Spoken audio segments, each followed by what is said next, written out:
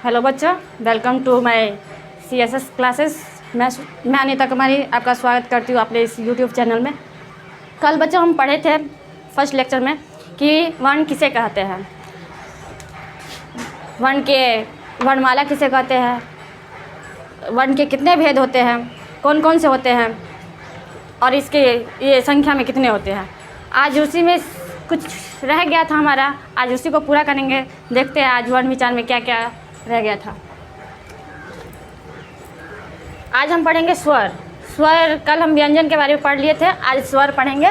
स्वर के बारे में थोड़ा बहुत पहले बता दिए थे। ये संख्या में 11 होते हैं और इसकी परिभाषा भी बताए थे। जिन वर्णों के उच्चारण में किसी अन्य वर्ण की सहायता नहीं ली जाती उन्हें क्या कहते हैं? स्वर कहते हैं। जिन वर्णों के उच्चारण में किसी अन्य वर्ण की सहायता नहीं ली जाती उनको क्या बोलते हैं? स्वर कहते हैं। ये मुख्य रूप से स्वतंत्र होते हैं। इनको बोलने के लिए किसी दूसरे वर्ण की सहायता की आवश्यकता नहीं होती है, इसलिए इनको क्या कहा जाता है? स्वर। स्वर के भेद, स्वर के 3 भेद होते हैं। कौन कौन से? स्वर के कितने भेद होते हैं? 3 भेद होते हैं। कौन कौन से? ह्रस्व स्वर, दीर्घ स्वर और प्लुप्त स्वर। एक बार फिर से हम रिपीट करेंगे। ह्रस्व स्वर, दीर्घ स्वर और प्लुप्त स्वर। पहले पढ़ते हैं ह्रस्व स्वर। ह्रस्व स्वर किसको बोलते हैं? जिनके उच्चारण में कम से कम समय लगता है। जिनके उच्चारण में कम से कम समय लगता है उसको क्या बोलते हैं हम सब? ह्रस्व स्वर। इनकी संख्या 4 होती है। इनकी संख्या कितनी होती है? 4। कौन कौन से? एक बार बोल के देखते हैं। अ, ई, उ, री। देखें बच्चों, इसमें बोलने में हमको कम समय लगता है, इसलिए इसको क्या कहा गया है? ह्रस्व स्वर। उसके बाद आता है दीर्घ स्वर। दीर्घ स्वर जिनके उच्चारण में ह्रस्व स्वर से दुगुना समय लगता है। इससे पहले ह्रस्व स्वर बता चुके ना, कम से कम समय लगता है, कम से कम। उसके बाद जितना समय हमको ह्रस्व स्वर में लगता है उससे दुगुना समय लगता है किसमें? दीर्घ स्वर में। उसको क्या कहा जाता है? दीर्घ स्वर। इसकी संख्या 7 होती है। देखते हैं आप बोल के इसमें दुगुना समय लगता है कि नहीं लगता है। जैसे कि आ, ई, उ, ए, ऐ, ओ तथा औ। इस समय कितना समय लगा है? दुगुना समय लगा है। ह्रस्व स्वर से दुगुना समय लगा है, इसलिए इसको क्या कहा गया है?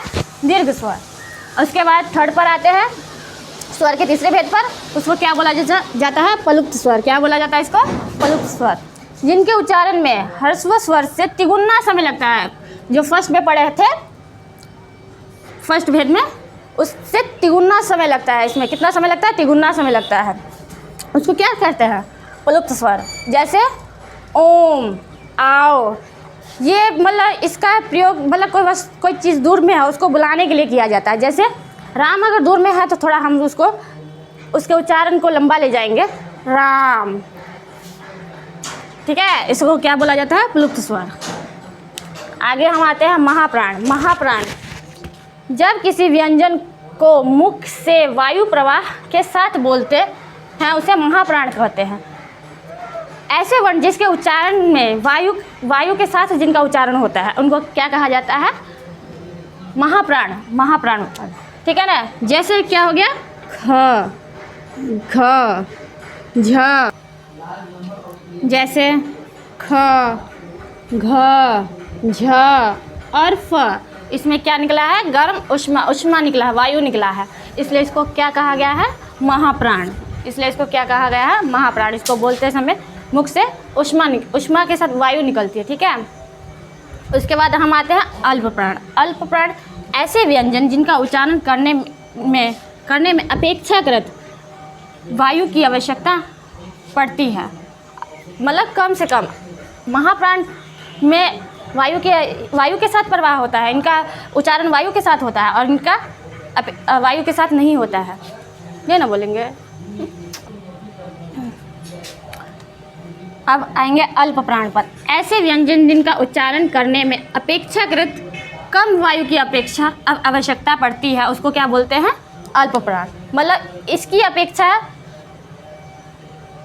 के अनुसार इसमें क्या होता है? कम वायु उष्मा निकलती है।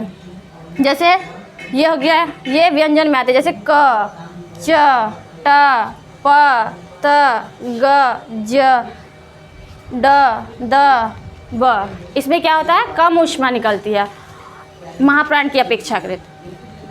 ठीक है, आई होप आपको यहाँ तक समझ में आ गया होगा। अगर आपको समझ में नहीं भी आया है तो कमेंट में नो लिख के भेजिए, अगर आया हो तो यस लिख के भेजिए।